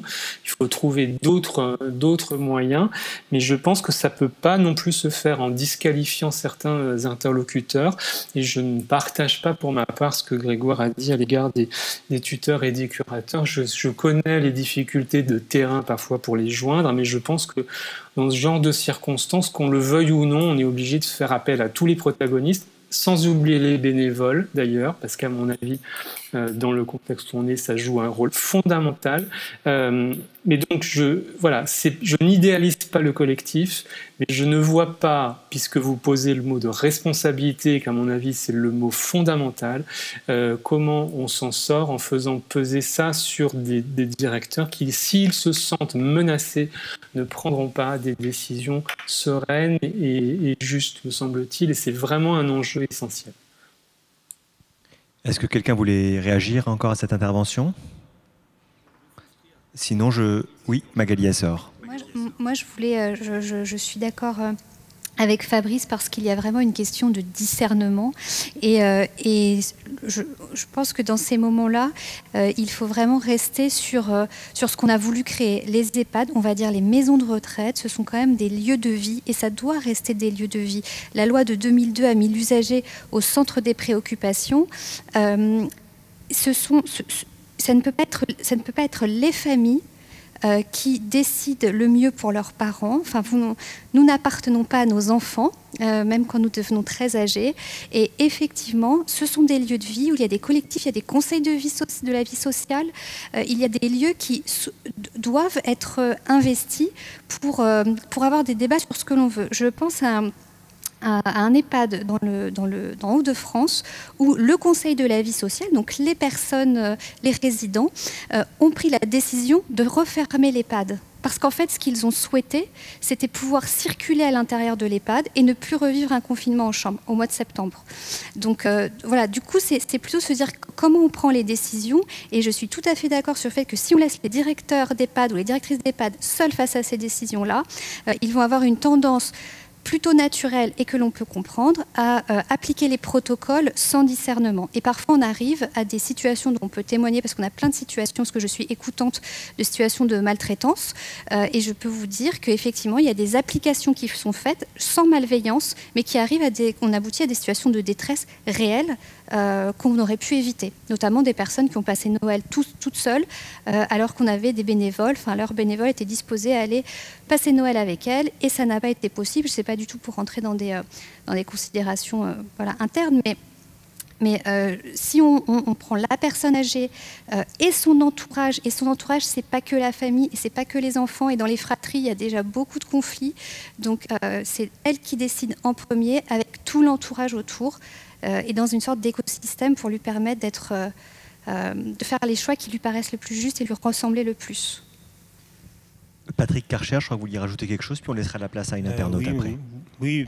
Bon, juste rajouter que je suis tout à fait d'accord. Effectivement, il faut impérativement qu'il y ait un regard extérieur et un regard intérieur. Les directeurs ont été eux aussi confinés. Ils se sont retrouvés en seul lien avec l'extérieur par les recommandations du gouvernement qui étaient, elles, totalement tranchées. Et on comprend bien qu'ils ont, par facilité ou aussi par crainte, juste appliqué ce qui était prévu. Il n'y avait pas beaucoup de marge dans les recommandations quand on les lit. Elles étaient quand même extrêmement impératives et il y avait beaucoup de difficultés. Donc c'est vrai que remettre de la démocratie est vraiment quelque chose d'essentiel aussi pour soutenir les directeurs. Ils se sont retrouvés bien seuls dans cette situation-là à décider ce qu'il fallait faire. Et puis ce qu'il fallait faire, personne ne le savait. Le confinement en chambre et qui a été recommandé, personne n'est capable de dire ce qu'il a eu comme effet bénéfique, parce qu'in fine, ce sont quand même des personnes qui ont besoin d'aide et il y a quand même à un moment ou à un autre des gens qui sont obligés de rentrer en chambre pour les aider. Moi, malheureusement, dans ma structure, il y a eu 3 vagues épidémiques et elles n'étaient jamais provoquées ni par les familles, ni par le contact des résidents, mais bien plus, notamment dans le soin de longue durée, où les gens étaient déjà malheureusement naturellement souvent confinés en chambre par les soignants qui eux-mêmes étaient soumis à la pression virale du tout venant de la communauté et qui ramenait, pas volontairement bien sûr, mais le virus aux fragiles. On va laisser la parole à un internaute.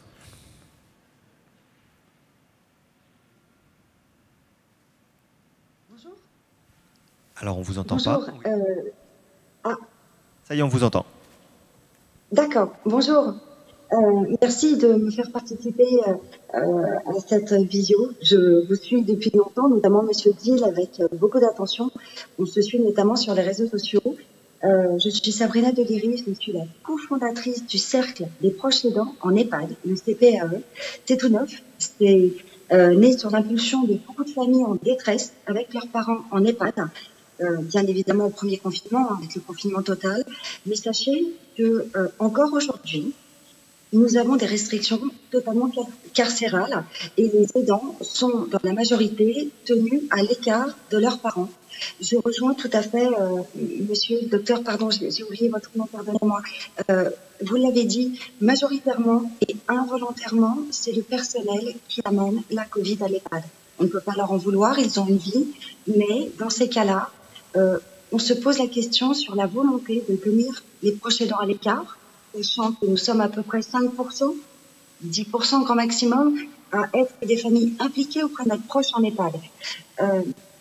Aujourd'hui, le confinement a évité des morts, bien sûr, mais vous avez des chiffres de morts Covid, nous n'avons pas les chiffres des morts par glissement. Et je peux vous assurer que dans tous les EHPAD, j'ai 300 familles derrière moi, dans tous les EHPAD, nous avons plus de morts par glissement que de morts Covid elles-mêmes. Donc aujourd'hui, on a quand même des restrictions qui sont assez carcérales. Attention aux mots que je vais employer. Visite en parloir, salle commune, sous surveillance, minutée, 1 à 2 fois par semaine si vous avez de la chance. Dans certains EHPAD, on tire la sonnette d'alarme, c'est 1 fois toutes les 3 semaines. Sortie totalement interdite, totalement.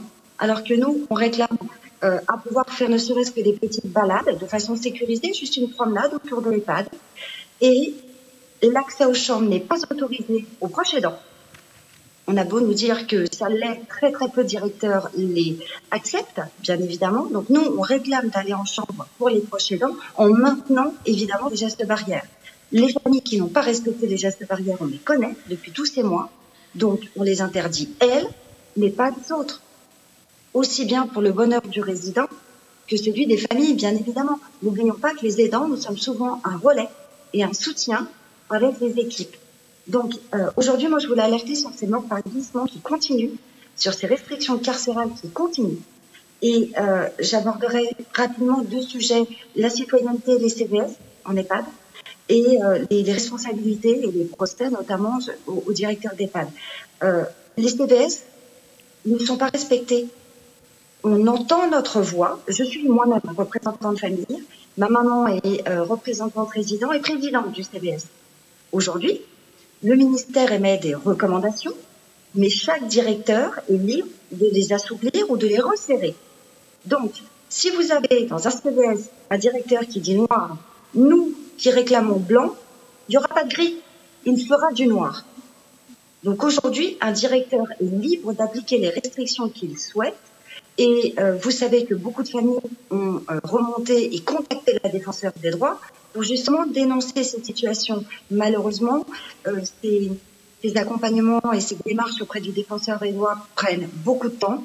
Et moi, j'ai l'exemple du papa d'une de mes amies. Il est en train de mourir. Pas de la Covid, mais de glissement. Ils ont malheureusement un épisode Covid qui dure depuis 2-3 mois. Donc, ils sont confinés, ils ont été confinés totalement en chambre. Maintenant, ils ont le droit un peu de se déplacer, mais juste à l'étage. Et il n'y a pas eu de Noël. Et évidemment, elle n'a pas le droit d'accéder à la chambre de son papa, même avec des tests antigéniques et en maintenant des gestes barrières. Ce n'est pas normal. Ce n'est pas normal. Je vous ai entendu parler de l'EHPAD des Hauts-de-France, madame. C'est celui de Séverine Labou, qui vraiment donne une voix aux résidents, vraiment. Elle les entend. On a même travaillé avec elle, avec Séverine, parce qu'on est en contact avec beaucoup d'eux, comme Laurent Garcia, je citerai aussi Eve Guillaume. Donc Séverine voulait faire une espèce de dichotomie entre les vaccinés et les non-vaccinés. les non-vaccinés qui n'auraient pas le droit aux visites en chambre de leurs enfants. Et justement, cet échange a permis de travailler sur la question et d'aménager un petit peu des propositions. Mais c'est fantastique. Nous ne demandons que ça, que les voix des résidents, des familles, soient considérées, tout autant que celles du personnel au CVS, bien sûr, mais qu'on intègre vraiment nos propositions, qu'on travaille vraiment de concert, et que ce ne soit pas qu'un directeur frileux, parce que c'est le mot, qui a peur des plaintes, pourquoi pas, mais qui dicte des règles à tout le monde dans l'EHPAD, même au personnel, du coup, aux résidents, aux familles, et qui tue nos parents. Merci Sabrina, on va vous couper parce que votre témoignage est un peu, certes très intéressant, mais un peu long, et il y a d'autres questions sur Internet, et la justice m'impose de couper votre témoignage qui est passionnant. Anne pose la question, et c'est un parallèle avec la psychiatrie, et j'aimerais bien entendre les orateurs sur le sujet. Je voulais faire un lien avec ce qui s'est passé à l'époque du Conseil de la Résistance pour la psychiatrie, et la création des secteurs pour la psychiatrie après le drame des morts par inanition dans les asiles, alors que les patients étaient complètement isolés de la société. N'y a-t-il pas une sorte de parallèle à faire, alors que ce sont deux situations qui ont des points communs, personnes âgées et personnes avec des pathologies mentales chroniques? Ce qui a été possible pour la psychiatrie, revoir complètement l'organisation des soins et de l'accueil, serait-il possible avec les personnes âgées? Je crois que Grégoire Moutel voulait prendre la parole. Nous t'écoutons. Merci, mais ça fait le lien avec la question que Israël posait tout à l'heure. C'est-à-dire que je voudrais revenir 30 secondes sur cette question de la démocratie participative. Je crois qu'on ne peut plus dire non aujourd'hui. On est tous d'accord pour dire qu'il faut y aller. Par contre, il y a une question de temporalité. Bien sûr, le forum dit l'éthique a-t-elle sa place dans l'urgence? Très peu, parce qu'il y a un moment où il faut décider. Alors qu'il y ait eu des erreurs pendant les 2-3 premiers mois, très bien. Mais ensuite, la démocratie, elle doit rentrer à l'œuvre. Et on voit très bien qu'aujourd'hui, on est à 1 an et que ce n'est pas fini, ça va faire quand même 2 ans. Et de se dire que voilà, la question que vient de poser Madame, elle mérite effectivement d'être travaillée collectivement pour trouver des règles. Et j'abonde sur ce qui a été dit, qui ne repose pas sur les seuls directeurs d'EHPAD. C'est une forme de lâcheté aussi de se défausser sur eux, d'autant plus si après ils ont une responsabilité juridique qui était mise en cause. J'ai débattu longtemps avec les magistrats, c'est loin d'être exclu cette affaire-là. Ça, c'est le premier niveau. Deuxième niveau, quand même, la démocratie au niveau national. Il faut quand même faire le lien.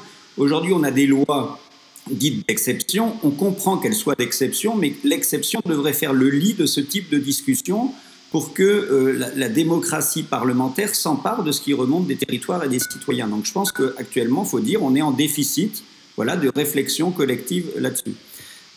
Pour donner un exemple, et puis puisqu'on s'envoie des petits, comme ça, des petits messages par Internet, Fabrice vient de dire, je ne suis pas d'accord avec Grégoire Moutel sur la question des représentants légaux. Mais à la limite, ce n'est pas le problème de Fabrice Ville et Grégoire Moutel.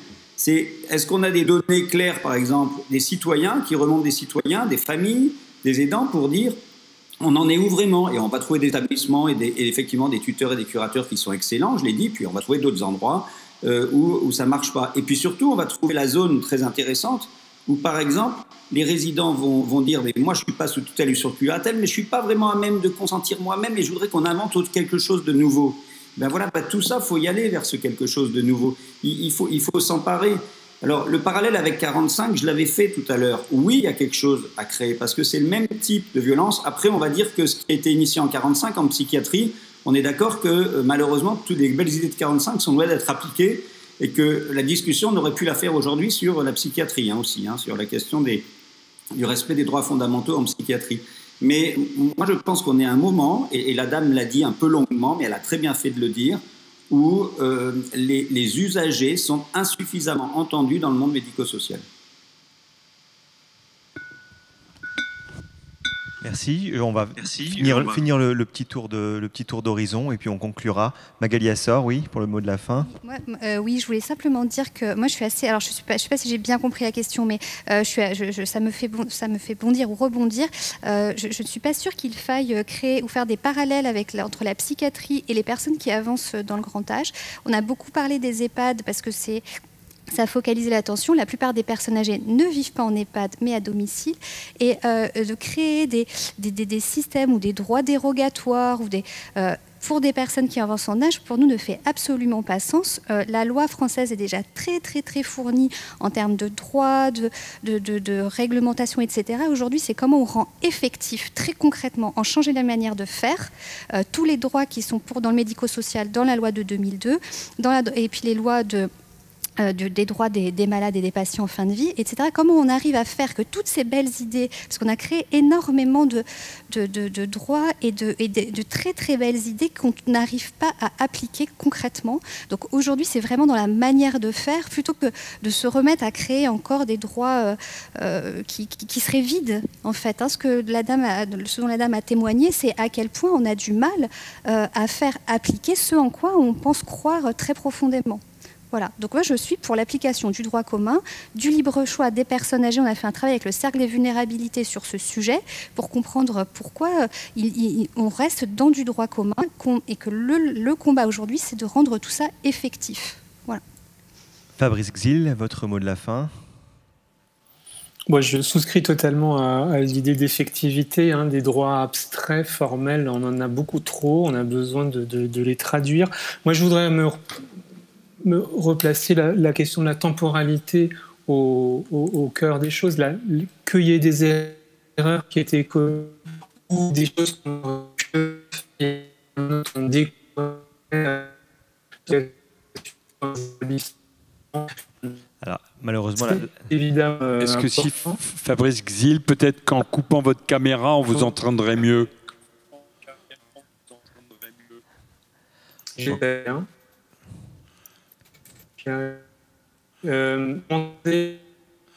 On entend un mot sur 4. On va donner la parole en attendant à Patrick Karcher pour son mot de conclusion. Oui, je pense qu'effectivement, comme ça a déjà été dit, c'est l'effectivité de ce qui a déjà été réfléchi qu'il faut maintenant mettre en place. En tout cas, pour revenir à ce que j'ai dit concernant les EHPAD, il n'y a plus besoin de réfléchir. Les réflexions ont eu lieu, des rapports extrêmement bien faits existent en nombre, une bonne dizaine depuis l'an 2000, qui toutes disent des choses tout à fait intéressantes, à la fois sur la façon dont ça devrait fonctionner, dont la façon dont les personnes pourraient trouver leur place, les personnes âgées pourraient trouver leur place dans la société. Le problème, c'est que l'effectivité de tout ça, et même de ce qui existe déjà dans la loi, n'est pas assurée. Donc il faut effectivement qu'il y ait de façon très large que cette épidémie permette de mettre en place les choses. Maintenant, je reste très pessimiste. J'ai aussi vécu la canicule de 2003. À l'époque, il n'était pas question que ça continue comme ça, tout devait changer et on n'a pas vu grand-chose venir. Donc j'espère que cette fois-ci, effectivement, il y aura des changements qui surviendront. C'est ce que questionne encore sur Zoom Joris, qui dit « Excellente idée de travailler avec les institutions et les décideurs, mais comment fait-on » Je pense qu'on ne va pas apporter la réponse aujourd'hui, mais en tout état de cause, ce qu'on a pu mettre en évidence dans cette table ronde, et c'est un peu dommage que Fabrice Xil ne puisse pas nous rejoindre pour cette fin de table ronde, mais ce qu'on a pu mettre en évidence, c'est le défaut de démocratie dans ces structures, et peut-être le fait qu'on ait laissé un peu seuls les directeurs de ces institutions. C'est vrai que les personnes, les aînés qui ne sont pas en institution ont le pilotage de leur protection et peuvent eux-mêmes décider si oui ou non ils s'isolent, qui ils voient, comment ils voient. Il n'y a pas de choses qui leur sont imposées de l'extérieur. En revanche, en EHPAD, il y a un directeur qui décide pour eux et qui décide parfois en fonction d'impériosité, d'ordres qui lui viennent. Et quoi de pire pour un directeur d'établissement public que d'avoir une catastrophe sanitaire dans son établissement et qu'on puisse montrer a posteriori qu'il n'a pas suivi les recommandations. Donc moi je serais directeur d'EHPAD actuellement avec des recommandations précises et peut-être et peut-être excessives qui me viendraient, je les appliquerai en rouchonnant, mais je les appliquerai tout de même. Alors la question qui se pose probablement, c'est de trouver des moyens d'organiser, comme le dit fort bien Grégoire Moutel, une espèce de prospective sur les structures. Au moment de la canicule, on a dit plus aucun EHPAD sans climatiseur. Je pense qu'aujourd'hui, c'est fait. Mais je crois que les conditions techniques dont parlait Grégoire Moutel, d'installer de la visio, d'avoir des appartements, d'avoir un petit balcon, les clauses minimales de vie en EHPAD ne sont peut-être pas respectées aujourd'hui. Ça a été un des mérites de cette crise de nous le montrer si besoin en était. Un grand merci. Aurélien, peut-être tu veux prendre la parole? Non. Un grand merci à tous les participants de cette table ronde. Et je vous donne rendez-vous à 16h autour de la thématique qui est somme toute très ressemblante, les enfants face à la Covid-19. Et donc, toujours en direct sur forum européen de bioéthique.eu. À tout de suite à 16h.